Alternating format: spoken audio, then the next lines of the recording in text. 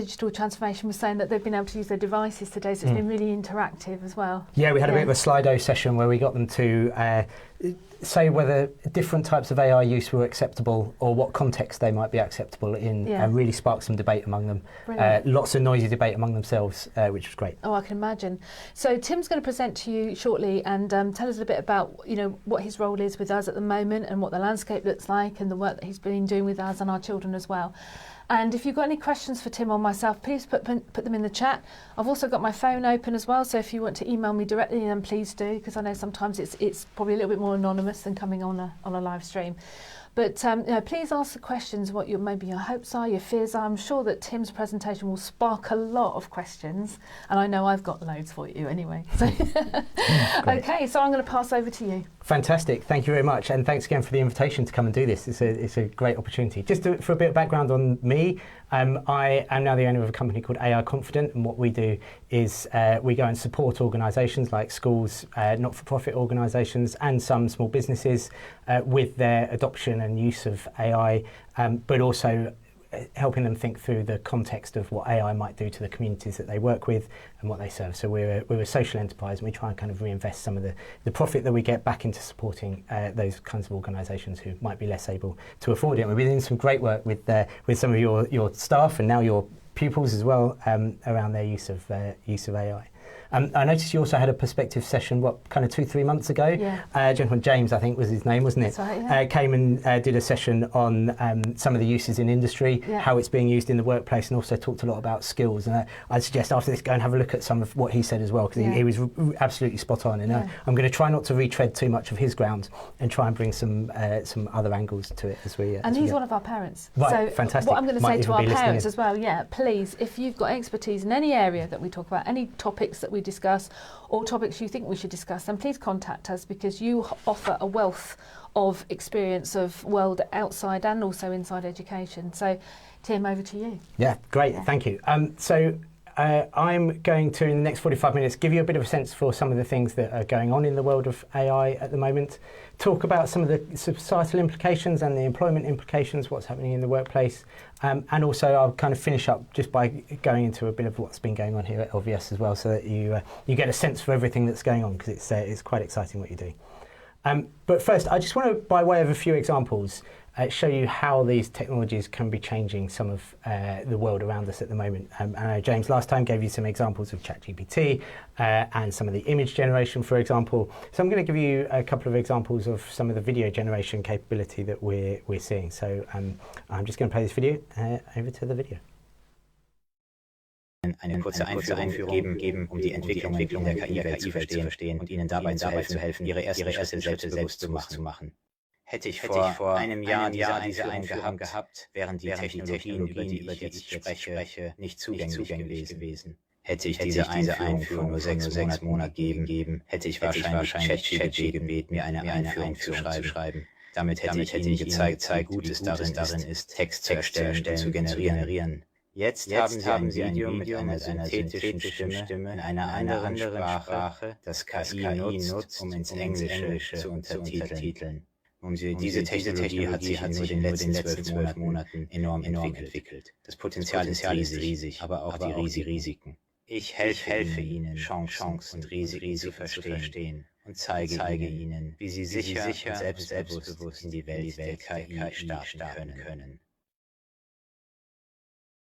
So, for you German speakers out there, I hope that was okay. I recorded that video entirely in English.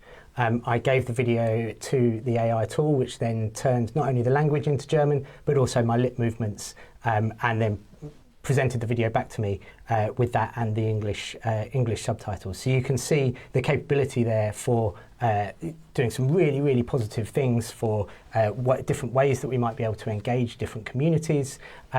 Plenty of opportunities for schools and for not-for-profits in terms of how they engage with people who might not otherwise be able to get access to some of the messages that they might want to be getting out. But also the potential for something that looks very real like that to be used in negative ways. And I'm going to come on and cover kind of both the positive and the risky implications. This survey was one that your last Perspective guest talked about, but I want to touch on a couple of particular applications. So this was a survey that Boston Consulting Group did. They took 750 consultants, gave half of them artificial intelligence and left half of them without, and gave them all the same consulting tasks to go away and do. The headlines finding from the survey was that those with AI performed both to a better level and also more quickly than those who didn't have artificial intelligence. But there are a couple of other headlines that came kind of underneath that key message, which I think are really important for all of us, but in particular for the education world. One of those is that those consultants who were considered the lower performing consultants, their increase in performance was greater than the higher performing consultants. And this finding has been repeated in a number of different surveys that have happened since this one.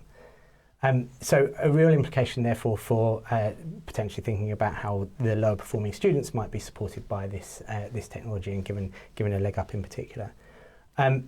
They also found that those tasks that they were given that were outside of the capability of the artificial intelligence, those consultants who had artificial intelligence performed less well than their compatriots who didn't have AI, because they've become over-reliant on the AI. And I think a really important message as well when we think about how this is used in the education environment. And I know you're doing a lot of work about thinking through when the appropriate times are to use AI and when it's not appropriate to use AI. It's really important that we are aware of that over-reliance challenge. But as we see, this headline was from just this week, Microsoft saying AI is being deployed at scale at the moment, and it's causing their shares to surge, unsurprisingly. But this is happening in the workplace as we speak, right here, right now. This is a video that I want to show you, which just demonstrates how AI technology can be upending industries in particular ways. So this is a AI-generated news channel. The people you're going to see are avatars. Some of the images and the content is AI-generated. I'm going to play you just a segment of the video because it's quite long, but I urge you to go and watch the full thing. It's really, really impressive.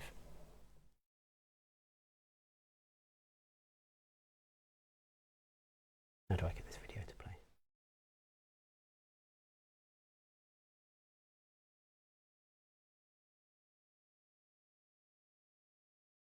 How does the video play? Okay, we're just going to find out how we can play this video. There we go. And welcome to Channel 1, a new way of consuming, reporting, and thinking about the news powered by artificial intelligence. Today you'll witness AI-generated stories and headlines, captivating visuals and data-driven insights. From global news to finance to entertainment, we'll show you how technology enables us to bring you a global perspective 24/7, right from the heart of our AI newsroom. All presented by our team of AI-generated reporters. Maybe you hear the words artificial intelligence and you're immediately skeptical or concerned about technology gone crazy. But everything you'll see on Channel 1 relies on trusted sources and fact-checking and uses AI to give you news the way you want it. Personalized, localized, and distilled. Through it all, our mission is to provide you with accurate, unbiased, and trustworthy news. Technology may be the tool, but journalism's core values of integrity and accountability are at the heart of everything we do. Today we're going to show off some of the technology we're using to build Channel 1. We'll show you how AI powers and empowers our newsroom to deliver journalism that's fast, trustworthy, and accurate. Let's start with our reporters. You can hear us and see our lips moving. But no one was recorded saying what we're all saying. I'm powered by sophisticated systems behind the scenes. And I can speak in any language. Ya paradigma, aftinistig may milaw ka. O kung pinapanood mo ako mula sa Maynila, marunong akong magsalita ng Filipino. Yan akong tamirpir sa tiriyong Indonesian kamati international lambugirin. Okay, I'm going to stop the video there because we could watch the rest of that, but it's 22 minutes long. I urge you to go and watch it. It's really, really impressive. They claim to be doing it in a very ethical way. They're being very clear about where they're using AI-generated content. But I can certainly think of a few newsrooms around the world that might not do it in quite such an ethical way. And this is going to pose all sorts of interesting questions for us as a society and how we consume information and how we consume news. So all of that is things that are happening now, that this technology is here and happening. A few thoughts about things that are coming. Definitely automation. There is some automation capability out there, the ability to, for example, say to an AI tool, go and build me a website, and it will take the information that you want to build the website from, go and source a URL, perhaps pay for that URL, and then go and build the website using HTML or whatever other languages it wants to use. That is entirely possible, as our personal assistants are well on their way. Other things that I think are going to change in the coming future, how we engage with search on the internet, I think is going to perhaps look very, very different in a year's time, as is very likely how we interact with apps and other things on our smartphones. So things that's going to change. It's definitely going to change the world of work that our students enter. It's changed the world of work in the last year. It's going to change the tools that are available to LVS to provide even better learning experience than your students have already. It's going to change the capabilities that students have to improve their own learning, but it's also going to improve the capabilities of people who want to harm students or teachers, and it's definitely going to change the relationship that we have with things like truth and fact and knowledge. And I think one of the things that I'm really keen on is to get across the message that we need to really empower everyone to have a say in how this change happens. We had some great conversations with your students earlier on today about that, and really giving them the voice and the opportunity to say, this is how we do want to see AI used, and this is how what we're less certain about. So this technology's been around for quite a while. Why are we all of a sudden talking about artificial intelligence?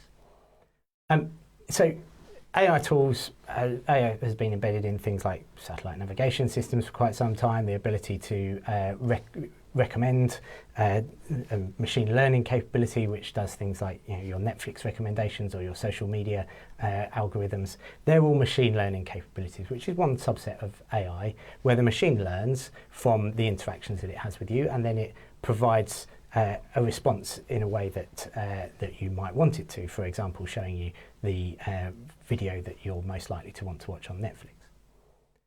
Within machine learning is the concept of deep learning, and this is where AI starts to act a little bit more like the human brain, and this is where we start to see capabilities like facial recognition, but we also start to see capabilities like the ability to spot things in images, whether that be X-ray images of a bag at an airport security, or whether that be X-ray images or CT images of brain scans looking for tumours and things like that. AI is very, very good at those kinds of use cases. So all of those uses that I've talked about so far are uses where the AI is categorising things. It's categorising something as a tumour or not a tumour, as an explosive or not an explosive, as your face or someone else's face. It's categorising. The key step change we've seen in the last year is the ability of the AI to generate new content, and doing that through what we call large language models, which are trained on a vast amount of information. And those large language models don't only do text to text, but as you've seen earlier on, they can now do video to video.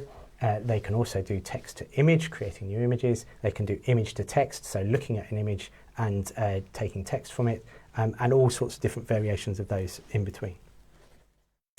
So why has this been quite so disruptive? First of all, I talked about that ability to generate new content, and that is a real key step change that we've got. But also, this technology is widely available. Speaking to your students earlier on today, 78% of your Year 7s and 8s have used generative AI in some way, shape or form. That goes up to 84% for your Year 9s and your Year 10s. So if you as parents are sat there thinking my child's not using it, it's quite likely that they actually are. Interestingly, of your Year 9s and 10s, 20% of them say that they're using it all the time for multiple things. Okay, so that's 1 in 5 are using it all the time for multiple things, which I think is a pretty impressive number for those who are engaging with it. And we can engage with these tools in many different ways. We can interact directly with the large language model, so that's like going on to ChatGPT or onto Bard or Bing or whatever it might be, and interacting directly with it and asking it some questions. We can also give large language models some tools. So in the same way that you might give me as a human being a hammer, and all of a sudden you've given me the capability to knock a nail into the wall, you might give an AI large language model some additional tools to go and do tasks that it was previously not capable of. You can also train large language models to perform a specific task. So you can give them data about yourself or your organisation and make sure that that large language model only uses that data in order to give you the answers that are more likely to be accurate or unbiased. And increasingly now we're starting to see large language models embedded in existing software products that you come across, and I'll talk to you a little bit more about that later on. So firstly, example of how people might interact directly with a large language model, and this is one that I was showing to some of your teachers earlier on. So the ability to create a rubric, which is a way of working out how we consistently assess students at a task. We can put that prompt into ChatGPT, and it very quickly gives us the starting point for a rubric. Now that might be something that the teacher then goes away and says, actually that's not quite right, I want to mark it in a slightly different way, we'll build on that. But the amount of time that can be saved by using these kinds of technologies is really quite impressive. So that last example was a text-to-text example. Here is a text-to-image example. I've asked it to give me a cartoon picture of a doctor and a nurse, and you'll see that the tool, this is using Bing, is going to go away and think about it for a moment, and then it's going to present me with 4 different options to choose from for that this image of a cartoon doctor and a nurse. And there we have it. The observant amongst you will notice that this image has, all 4 of the images have a male doctor and a female nurse. And I've got some examples later on of how we even try to break this bias, and it still produces these kinds of images. So a great example there of the kinds of biases that we see embedded in these models. This is an example of going the other way, so taking an image and getting it to generate text out of it. So it's just looking at some feedback that I got from a workshop and turning that image of post-it notes out into some text. We can give the large language model some tools. In this case, I'm giving it the tool CapCut, which is a video generation tool. When I asked your students earlier on, it seems like nearly all of them are using CapCut. So this is giving CapCut, giving the large language model the ability to go and use this additional tool, which is called CapCut Video Generation Tool. And I'm going to ask it to generate a short video about the risks and opportunities of artificial intelligence. I'm not going to play the whole video, but in the evolving landscape of education, generative AI stands as a pivotal innovation. As education leaders, understanding and embracing AI is crucial. AI offers unparalleled opportunities for personalized learning, efficiency in administrative tasks, and access to global information. However, it also presents risks like data privacy concerns and the need for digital literacy. The key is to balance the. So you get the idea with that video. Okay, it's not brilliant, not perfect by any stretch, but you saw I gave it a very short prompt, and it was able to generate and create a video based on imagery with very, very little other additional information. It did that in about 45 seconds. The only limitation there was my computer's speed at which it was able to generate the output. We can also train large language models to perform specific tasks with data. An example I saw of this was somebody training it on some of the biology material from the AQA examiner board, and then people being able to ask it questions with the assurance that the output that you get was information that was within the course material for that particular biology course. That's really, really important, because then the individual can engage with it knowing they're not going to get some spurious information from some other part of the large language model tool's learning. And as I said, we're now increasingly seeing this technology embedded in some of the software tools that we have available to us, be that Google, be it Microsoft with their Copilot, also in things like Canva and in Adobe. And in just a moment, I'm going to show you a video of this in Adobe. One of the important things to notice here is how the interaction with the tool is using natural language. So we are engaging with the computer in using natural language as we would to one another, rather than having to use computer-specific languages.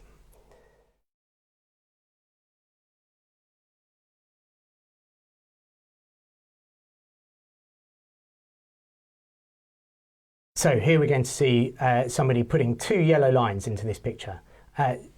Previously, this would have taken a lot of knowledge of how Adobe works as a tool, the ability to go and make Adobe do what you want it to do.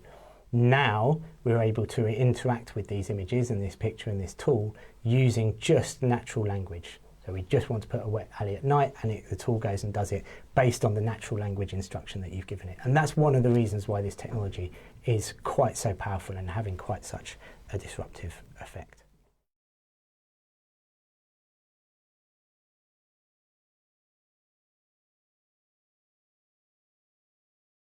So you've seen some examples of the technology, and in particular image to video, image to text to video, text to image.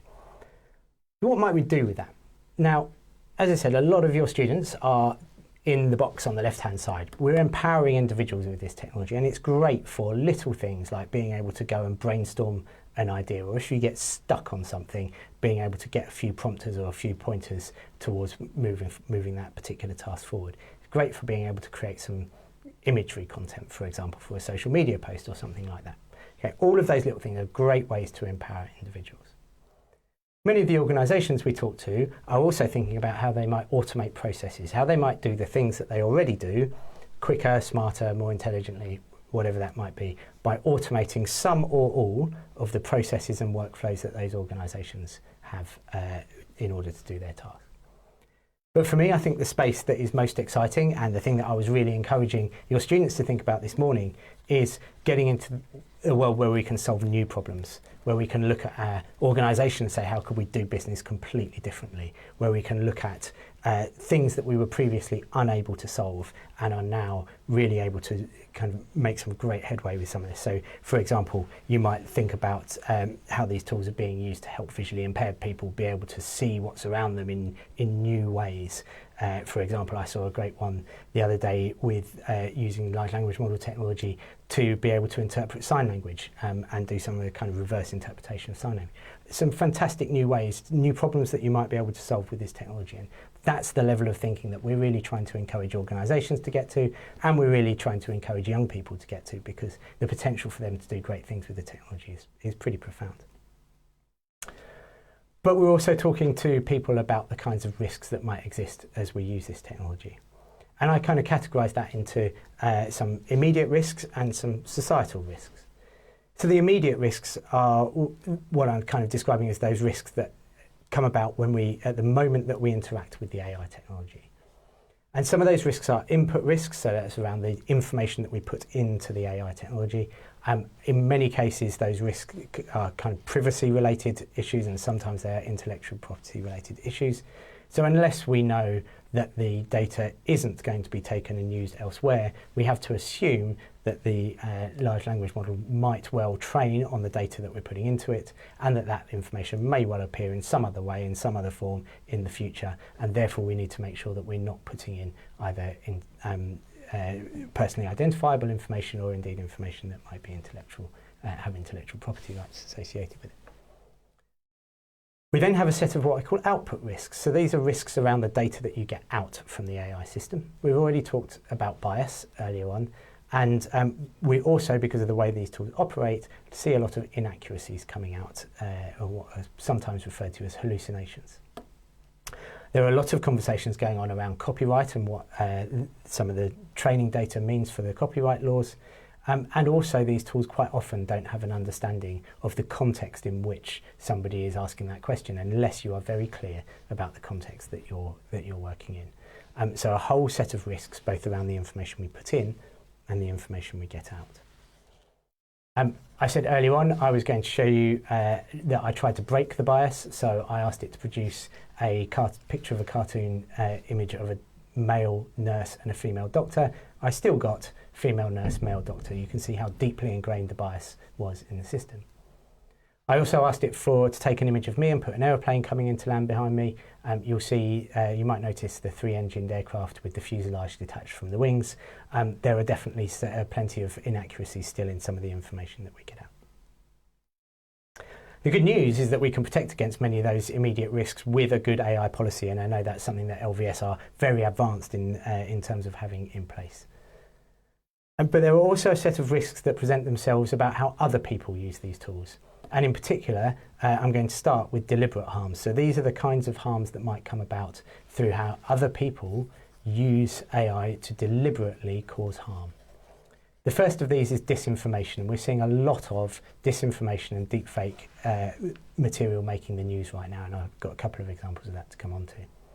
I was also talking to young people this morning about the concept of phishing. We're going to see much more increasingly convincing and higher volume of phishing attacks, so something for you all to be aware of. Identity theft. I was talking to one school the other day where they had experienced children being able to synthesize their parents' voices and then phoning in sick for them. That school had then gone and very cleverly put in place a two-factor authentication so that they then text the parents to say, oh, I'm sorry, sorry to hear your child's off ill today, just to make sure that it was actually them calling in. But you can see the very imaginative ways that these things can be used. There's also a lot of very concerning information around how AI technology is being used to create indecent images of not just young people, of lots of other people as well, and some very concerning use cases around that, all of which we need to start talking to people about and making them aware of. The examples that I have given here were all from this week.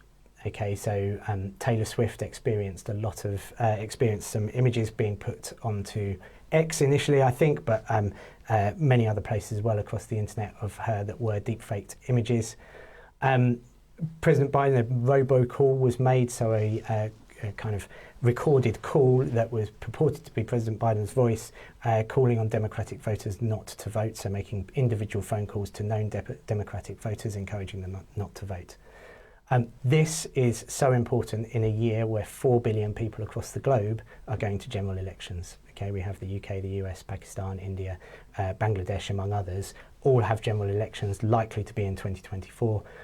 This level of disinformation is a real concern around some of those election activities.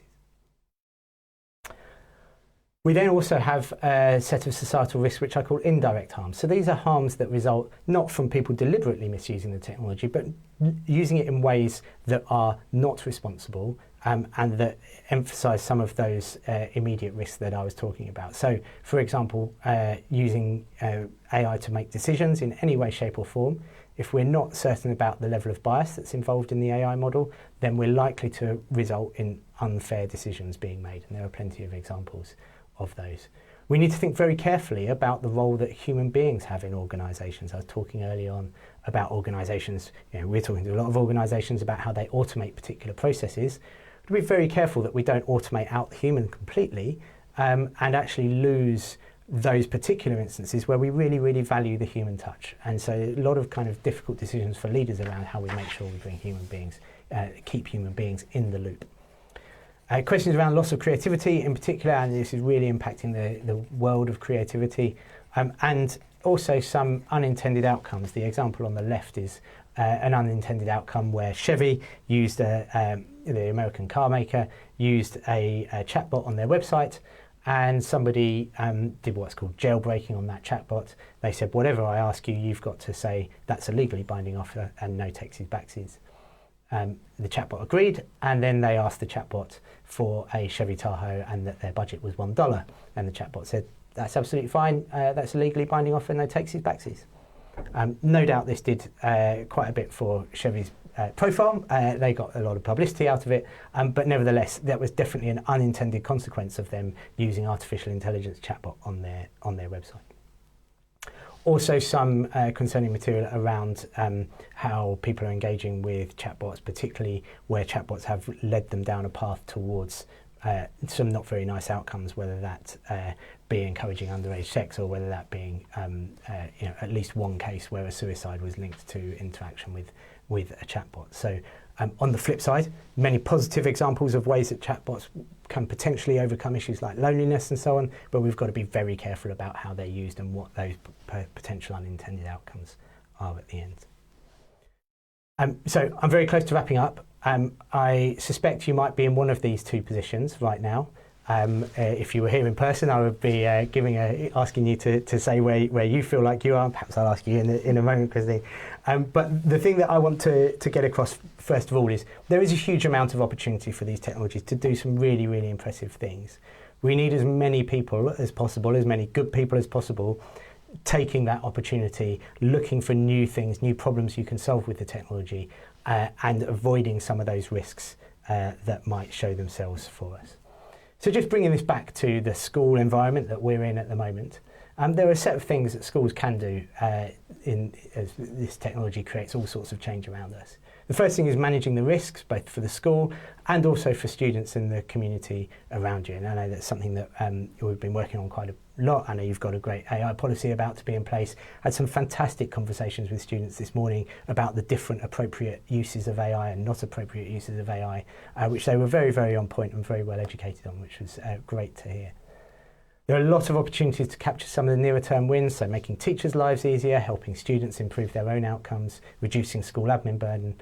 But also, we need to prepare staff and students for that AI-enabled world. There are some really big conversations about how we do and don't want AI technologies to appear in our lives, and everybody needs to be involved in that conversation. We also need to develop a generation of responsible AI users. All of the young people in your school are going to be going to the working environment in the not too distant future, where they're going to be coming across AI technologies in all sorts of different forms, and giving them the ability to engage with that AI in a responsible way is going to be so important for us as a society. And finally, we also need to develop that next generation of AI developers and entrepreneurs. The UK is a fantastic place to grow and build businesses. It's a fantastic place to study AI. We've got some great, real kind of top talent right up to PhD and fellowship type level here in the UK. And this is the start of many young people's journey towards the point of actually being able to develop some really, really impressive AI technology. I know you're doing loads here at LVS. It's been a joy to work with both your staff and your pupils on this. I'm delighted to receive some questions. Brilliant. So if you've got any questions, please put them in the chat, but I've got some for you because I knew I would anyway. So, deep fake. And I made a comment to you when you were with the staff back in January. That worries me quite a lot because, as you say, you know, politically, what's going to happen in the world? That's another one. But also between families as well. So how do you know? You know, in the future we might be receiving a call or a video call from what we think is one of our children or our parents, or that's a very real threat, isn't it? Absolutely, and I think the first thing that's really important is to open people's eyes to the fact that that threat exists and is growing, and the people's capability to do these things is growing immeasurably. The second thing is then to get people to really think about how we question, in the same way that now when you get an email from your bank, you automatically question, should I really click that link? We need to bring some more of that ability to question the veracity of the information that we're getting and understand, you know, is this really, how can I do that second level of authentication in the same way that I discussed about the school, who then text their parents when they phoned in sick and say, sorry to hear little Johnny's off sick today, but you know, and then it just gives that second factor of authentication on something. Absolutely. And last time you mentioned about truth, how important that you know truth is, especially now because of all the information that we get, and as you say, that we can be misinformed. And I suppose we've been misinformed over generations, haven't we, really, because we only know what we're told at the end of the day. So it's developing children to be able to critically think, isn't it? Absolutely. To be able to draw out the truth that they can on the knowledge that they have. Absolutely, and when James was here on the last one, he talked about the need for that skill to critically evaluate stuff, and I think that's so deeply important. But also, as you say, some of these aren't issues that we haven't come across before. You know, the sharing of indecent images on social media is something that we have dealt with in the past. We have a point of reference for how we deal with that. The challenge is it's just going to become more greater in terms of the capability to do it and the realism of it and the volume of it. But we must go back and look back and go, how have we dealt with this in the past? In the past, because actually that's a great indicator for what we can do. How much are the government over this? You know, are they across it? Are they doing enough, do you think? What are they doing? That's putting me in a very awkward position as the former head of the government's Office for Artificial Intelligence. Stick my neck out, yeah. But you know, one thing I will say is, you know, the size of that team has grown immeasurably. Yeah. They have set up the AI Safety Institute, which is looking very much at the kind of safety of the models. And actually, as your students one of your students really cleverly brought out early on, when we talk about responsible AI, we've got to talk about how safe an AI model is, and how safe the person using the tool is. And I think they're doing a lot on... One of our pupils brought that up, today. They're doing a lot on the safety around the models. Yeah. I think the thing that we really need to push out into now is making sure that we're educating as many people as we can about how to use these tools safely, and making sure that where necessary we're able to regulate for that inappropriate use of the technology. And I suppose there's the new online safety rules, and also I think I saw something in the news, there's a deep fake rule legislation coming out as well. I think that literally was a push on my Times, I think, or the Telegraph this morning. So I think the government are aware, and obviously it's most definitely on their radar. Yeah. I think the challenge, having worked in government, is there are only so many levers you can pull. Yeah. And government information campaigns aren't always the best way to communicate information to the general public, believe it or not. So. And it is getting that information out to people, isn't it? Because it's all well for us, because we're educationists and we're thinking ahead and we're doing it, but there's a large proportion of our population who probably wouldn't even know what's going on, do you think? I mean, that's a pretty bizarre question coming from me, but are there dangers there with people not being educated in it? Absolutely, and certainly just not being aware of those potential risks and harms that are going to play out in a much larger way. And particularly, and this is why I set up AI Confident, not just to support schools and raise that awareness among school communities, but also in particular working with not-for-profits and charitable organisations who might have communities of very vulnerable people who they work with, who are most likely to feel the harms of this technology most directly. Absolutely. And actually, I think there's a lot of support that needs to go into support organisations like that, who are going to pick up the societal tab, if you like, and for dealing with it. It's funny you should say that, because we've got a question here. Look, watching this from a social care perspective, there is so much potential, but a lot of work to be done around digital literacy, especially with the ageing population in the UK. Thought-provoking, thanks. So that is that. You know, I just think, because, my parents aren't alive anymore. They only died in 2016 though, so they missed COVID. I don't know what they would have thought about that, although they lived through the other conflicts. And also this, you just think, because there are parents here, grandparents in their 80s and probably 90s, are probably thinking, what on earth is going on here? And they are vulnerable, aren't they? Absolutely, and particularly, again, it doesn't necessarily need you to be able to use the technology. Yeah. You just need to be aware of how other people might use the technology and the harms. Obviously, if you are also able to get into using it for some great stuff, and the social worker care world is also, as the question says, there's a huge amount of potential in supporting organisations like that, and we must make sure that we are going as hard at those opportunities as we are at raising the risks. Because if we only look at the risk side, we're not going to come out of it as a society in a more positive place. We must go at those opportunities as well as protect against the risk. So I think I've got a conversation with Mrs. Cunniff Senior, who's 91 years old, but just in case she thinks we're calling her, we'll have to go and do that. And it was really great that that our kids are actually bringing up questions like that. What age group came up Year 7 and 8. So we were talking just talking about what responsible AI meant, and a lot of them went obviously to the responsible use of it in terms of homework and in terms of everything else, which was great to see their awareness of that. But there was one child who then said, and also it's about how responsible the tool is and how safe the AI technology is. And I think that's, it's such an important point that we need to focus both on how good the tool is and how well people are using it. That's brilliant that they're thinking like that as well. I've got a few more points here as well. Go for it. So the infant and junior school, you're seeing our younger pupils today, or is it mainly the... I think there was a plan to see them today, but I think for whatever reason, timetabling or whatever, it hasn't happened, but I'd be delighted to in the future. Yeah, I was about to say, because obviously with ChatGPT, I think there's an age limit of 13, well, so it's with Instagram and everything else, and we all know it happens anyway.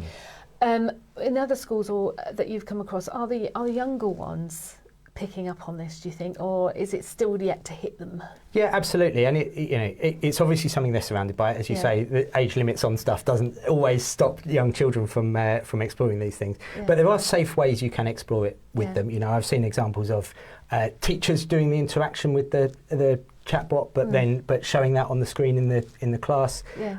I've used it with my 10-year-old daughter who's studying the Second World War. Right. So I asked ChatGPT to take on the persona of a 10-year-old child in London in the Second World War, and then she asked it questions as though she was interacting with a child during the Second World War about what their life was like. Fantastic. And so on. So there are really creative ways that you can kind of use the technology that's not just automating humans out of the process, but actually, think that next level and do something different that you couldn't do with it before. Do you have any questions you want to ask me as a principal? Well, you have clearly lent into this and been very front foot. And one thing I will say also about the government, if you look at some of what's coming out of the DFE, they're also very much on the front foot in terms of encouraging schools and organisations to get engaged with this and start using it and start talking to young people about it. I'm very conscious that you have an awful lot of other pressures on your time, right? So how does kind of this additional change play out for you in the context of everything else that you've got going on? Okay, there's a couple of angles here. So the first one is you're seeing our governors. You're talking to our governors in about an hour's time, aren't you? Okay, so don't tell them this. But I wrote the last terms of reference using AI. Right, okay. Because I just thought, how am I going to do this? Because we had completely changed everything round, and and normally that could take a couple of days. And I thought, you know what, I'm just going to have a look. And it actually, of course, it had to be bespoke to LVS, but generally, all the information that I managed to copy and paste from regulations went straight in, and I thought, there's no way this is going to do this. And it was incredible. It took me longer to copy and paste it into a Word document. Shh, don't tell them. Right, that's a positive. I'm going to pull you up on that in a moment, but you carry on. Okay, I actually did admit to it anyway. So. Good. Right, and on another way, I think before COVID, I thought as a school principal, having been in education for a long time, that every year was very similar, that we had seen everything. And then obviously COVID came, and that really was it really re-sparked us, I think, as educationists, because we had to rethink the whole thing, and we've been on a journey now with technology. This I find incredibly exciting. I think it's a wonderful opportunity. It opens up a whole new world for us, because obviously we've got to think about the way why we do things and the way we do it as well.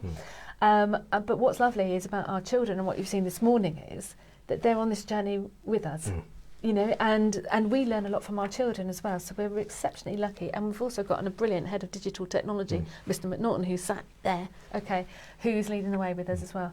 And our staff are excited, and hopefully we're embracing it and moving in the right direction. Fear that I might have the deep fake a little bit, because I said to you, I don't want to appeared to be running down a high street, dressed as a whale or something, but that's part of the course.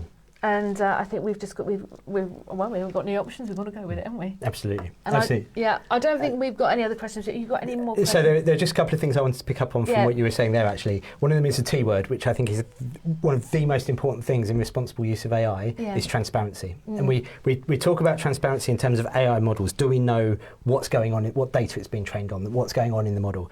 But we also need to talk about transparency in terms of organisations and how organisations are transparent about the way that they use technology, how you create that conversation between people that is, I've used AI to do that. How do you feel about that? And it was great also to hear Mr. McNaughton saying in the Assembly to all of your young people, this is a learning journey that we're on together.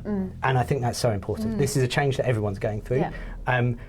Getting young people to say in class, getting teachers to say, this is how I've used AI in the context of supporting this lesson, and getting that feedback. How do you feel about that as a young person in my lesson? How could I have done that differently, better? Made it an even better experience for you. Get that conversation going, because the more we talk about it, the more we're transparent, the less likely it is that we get those negative uses of the technology, or that we can spot something and go, oh, you might just want to think about whether you're getting a biased outcome from the way that you're using it. And I think what's lovely about our whole community, we are very transparent all the way through. If we've got a problem, we will air it.